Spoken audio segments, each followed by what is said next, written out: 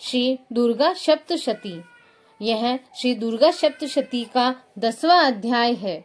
ऋषि बोले, अपने प्राण प्रिय भ्राता निशुंभ को मरा हुआ देख सारी सेना का संहार होता हुआ जानकर शुंभ कुपित होकर बोला, दुष्ट दुर्गे, तू अभिमान न कर। तू दूसरों के बल का सहारा लेकर झूठे अभिमानों से चूर होकर संग्राम करती है।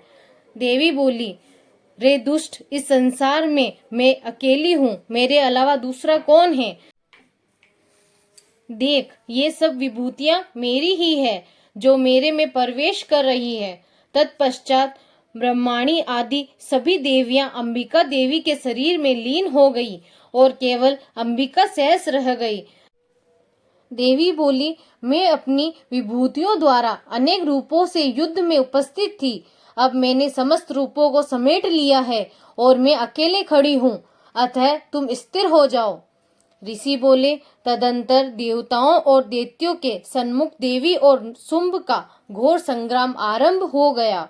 बाणों तथा अस्त्र शस्त्रों की वर्षा से उन दोनों का संग्राम सब लोगों के लिए बड़ा भयानक प्रतीत हुआ। देवी के छोड़े हुए दिव्य अस्त्रों को शुंभ अपने अस्त्रों से काट देता, इसी प्रकार शुंभ के छोड़े हुए दिव्य अस्त्रों को परमेश्वरी अपने उग्र हुंकार से काट डालती थी। तब शुंभ ने सैकड़ों बाणों के प्रहार से देवी को ढक दिया। देवी ने क्रोध युक्त हो धनुष को अपने बाणों से काट दिया। धनुष के कटते ही शुंभ ने हाथ में शक्ति को उठाया तो देवी ने अपने चक्र से उसके हाथ में स्थित शक्ति को काट दिया। तदंतर शुंभ ने सैकड़ों चमकती हुई ढाल तथा तलवार से देवी के ऊपर प्रहार किया।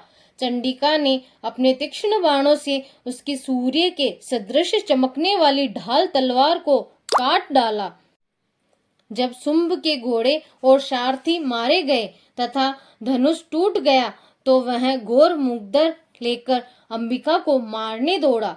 फिर देवी ने उस मुग्दर को भी अपने तेज बाण से काट दिया। तब इस असुर ने बड़े वेग से देवी के वक्ष स्थल में एक मुष्टि प्रहार किया। तब देवी ने भी उसके वक्ष स्थल में घूसा मारा। तब घूसा खाकर शुंभ भूमि में गिर पड़ा और तत्काल ही खड़ा हो गया।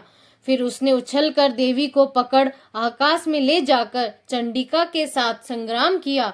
उस घोर संग्राम को देखकर समस्त सिद्ध और मुनि आश्चर्यचकित हो गए।